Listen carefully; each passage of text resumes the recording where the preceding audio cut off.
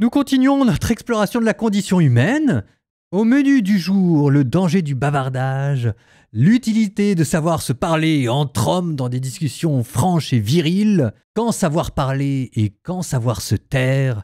Bref, comment devenir sur Terre un sage en sachant utiliser sa langue à bon escient. Siracide 19-20. Un travailleur qui boit ne deviendra jamais riche. Et celui qui néglige les petites choses peu à peu tombera.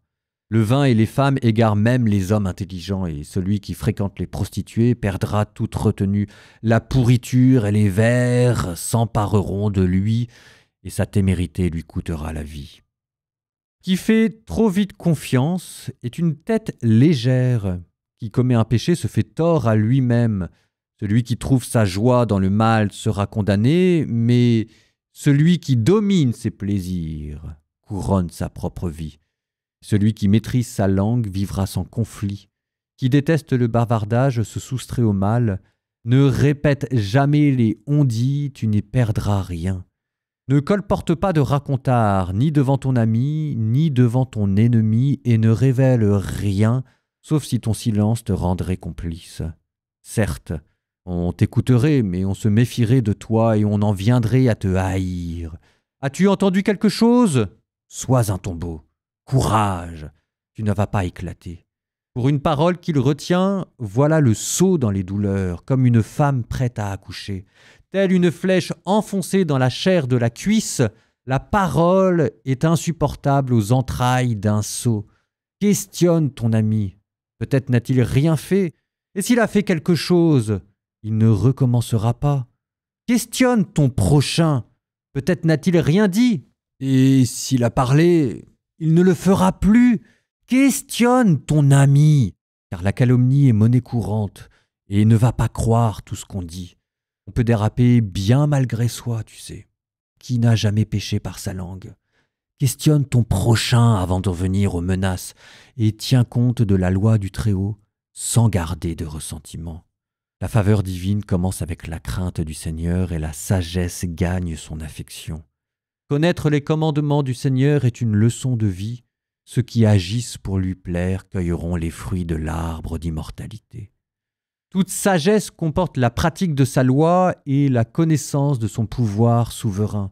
Le serviteur qui dit à son maître « Je ne ferai pas ce qui te plaît », même s'il le fait ensuite, exaspère celui qui le nourrit. La science du mal n'est pas sagesse, et le discernement n'est pas dans le conseil des pécheurs. C'est du vice, et le vice est abominable. Qui manque de sagesse est toujours insensé. Mieux vaut peu d'intelligence avec la crainte de Dieu qu'un esprit très subtil, mais qui transgresse la loi. Et il y a une habileté consommée qui est injustice. Certains recourent à l'intrigue pour faire valoir leurs droits. Sage est celui qui rend de justes sentences. Un tel marche, courbé dans le noir. Au fond de lui, il est plein de fausseté. Il cache son visage et fait la sourde oreille. S'il n'est pas démasqué, il prendra le pas sur toi. S'il s'abstient de pécher, c'est par manque de force. À la première occasion, il commettra le mal. On reconnaît un homme à son aspect. À l'expression du visage, on reconnaît quelqu'un d'avisé. La manière dont quelqu'un s'habille, sa façon de rire, sa démarche révèlent ce qu'il est. Certains reproches sont intempestifs, mais certains silences dénotent quelqu'un d'intelligent. Mieux vaut s'expliquer que de rester en colère. Qui avoue ses faiblesses évite d'être humilié. Qui veut établir la justice par la violence, c'est comme l'eunuque qui voudrait déflorer une jeune fille. Tel se montre sage en gardant le silence, tel autre se rend odieux par son bavardage. Tel garde le silence, car il n'a rien à répondre, tel autre par sens de l'opportunité. L'homme sage se tait jusqu'au moment opportun que le sot imbu de lui-même laissera passer. Qui parle trop se rend insupportable et qui se croit tout permis devient odieux. C'est bien de montrer du repentir après un blâme. Tu éviteras ainsi de t'obstiner dans le mal. Et une aubaine peut tourner au désastre. Certains cadeaux sont offerts en pure perte, et d'autres te rapportent le double. Parfois la gloire conduit à l'humiliation, et parfois d'humbles gens ont pu relever la tête. Voici quelqu'un qui achète beaucoup pour pas cher, mais qui paye encore 7 fois le prix après. Le sage se fait aimer pour ses seules paroles, mais les largesses des sots sont prodiguées en vain. Le cadeau de l'insensé ne te profitera pas plus que celui de l'envieux qui donne à contre-cœur, car ses yeux attendent bien plus en retour. Il donne peu et reproche beaucoup. Il ouvre grand la bouche comme un crieur public. Il prête aujourd'hui et demain redemande. Quel homme détestable! Le sot déclare « Je n'ai pas d'amis. Nul n'a de gratitude pour mes bienfaits. Ceux qui mangent mon pain sont mauvaise langue. » Et que de gens si souvent le tournent en ridicule. Ce qu'il possède, il ne l'apprécie pas à sa juste valeur, comme de ne pas posséder le laisse indifférent. Mieux vaut choir sur le pavé que déchoir par la langue. Ainsi la chute des méchants est-elle soudaine. Un homme mal élevé est comme l'histoire malvenue que l'imbécile a toujours à la bouche. Venant d'un sot, le proverbe reste sans effet, car il n'est jamais dit à propos. Tel est préservé du péché par son indigence. Son repos n'est pas troublé par le remords. Tel perd son âme par respect humain, et c'est par égard pour un insensé qu'il la perd. Tel autre, par timidité, promet l'impossible à son ami, et tout ce qu'il y gagne est de s'en faire un ennemi. Le mensonge est une faute grave. L'imbécile l'a toujours à la bouche. Mieux vaut être voleur que menteur invétéré, mais tous deux courent à leur perte. Mentir par habitude est déshonorant. La honte du menteur lui colle à la peau. Le sage, par ses discours, se fait apprécier.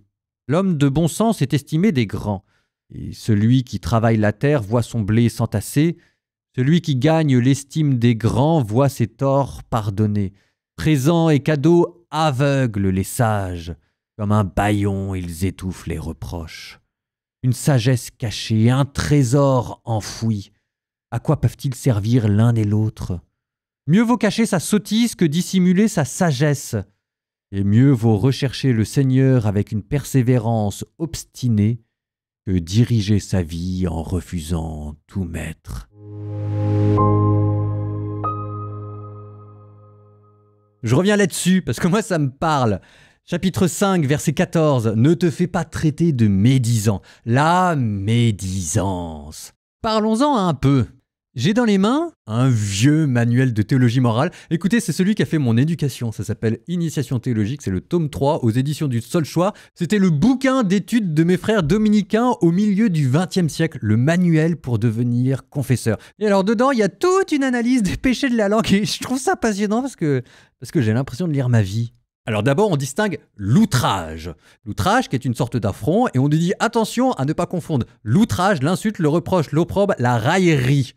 Je trouve qu'il y a beaucoup d'humour, d'ironie et de finesse là-dedans. Donc l'outrage, ça vient de la colère. On se lève et on dit à la personne « Mais tu te prends pour qui ?» À ne pas confondre avec le reproche. Le reproche, ça veut dire on vise la conversion de la personne à ce qu'elle change d'idée. L'outrage, c'est 2 points. L'homme en colère qui cherche à se venger ouvertement. De manière plus précise, l'outrage, c'est quand on s'oppose à quelqu'un dans l'intention explicite de le rabaisser devant les autres par sentiment de vengeance.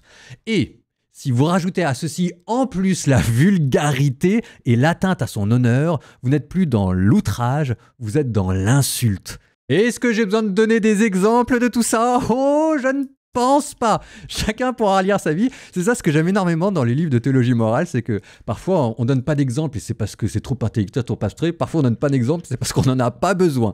Alors, je continue mon petit catalogue des péchés de langue. Chacun reconnaîtra là où il en est. Il existe une manière de pécher par la langue, non pas en s'opposant à la personne, ça c'est l'outrage, mais en attentant à sa réputation. Et ça c'est la diffamation. Je vous lis mon manuel. La diffamation est une des façons les plus communes et les plus fréquentes de manquer à la justice et à la charité.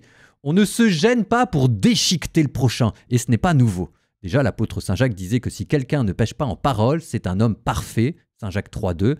La diffamation est fille de l'envie, la jalousie. Elle provient de ce que l'on considère mal, la considération et l'estime dont le prochain jouit. Alors, c'est dit de manière assez intellectuelle, assez belle, mais je trouve ça passionnant. Vous sentez l'œil du microscope, le médecin, le biologiste qui vient disséquer le mal pour en voir toutes les articulations.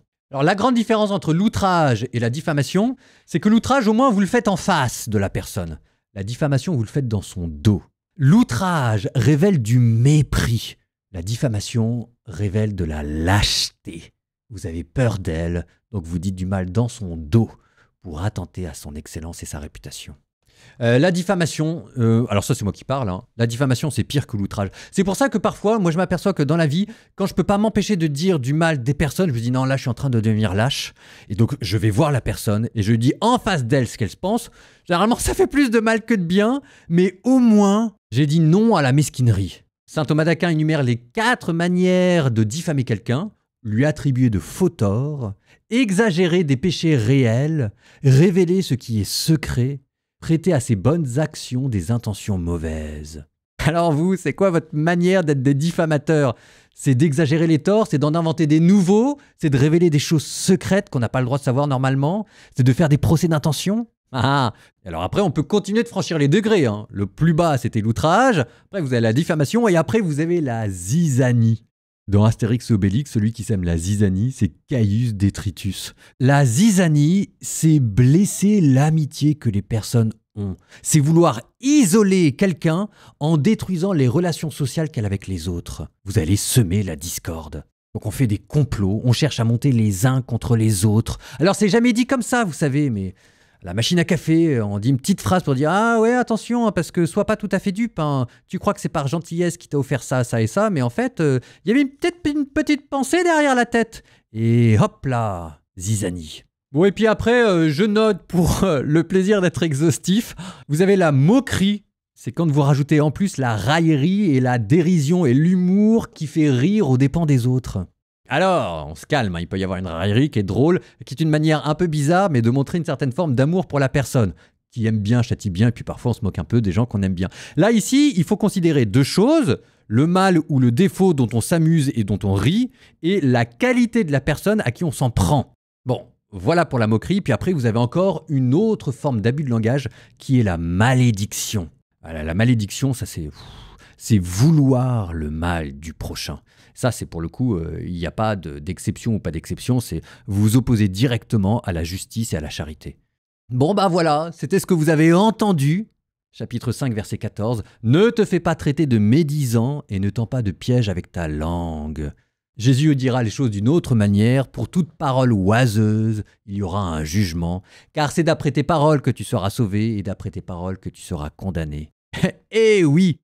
Bon, bah maintenant, au moins, on sait pourquoi prier, hein. Au nom du Père et du Fils et du Saint-Esprit, Amen. Seigneur, prends pitié de moi. Oh, au secours. Seigneur, je te confie toutes les méchancetés que j'ai pu dire. Aussi nombreuses que le sable sur la plage, que les étoiles dans le ciel, les petites paroles méchantes que j'ai dites. Ah, Seigneur, au secours. Au secours. Ah, ce commentaire m'a déprimé. Prends pitié de moi, Seigneur. J'ai rien d'autre à ajouter.